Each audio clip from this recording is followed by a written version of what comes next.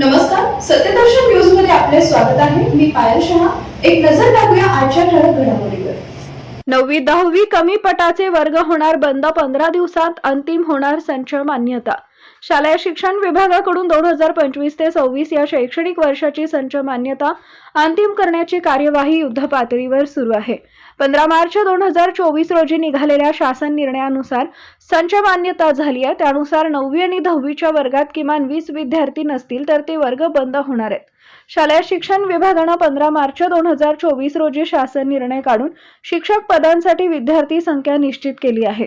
त्यानुसार आता 30 विद्यार्थ्यांसाठी एक शिक्षक आणि 90 विद्यार्थ्यांसाठी 3 शिक्षक मिळणार आहेत.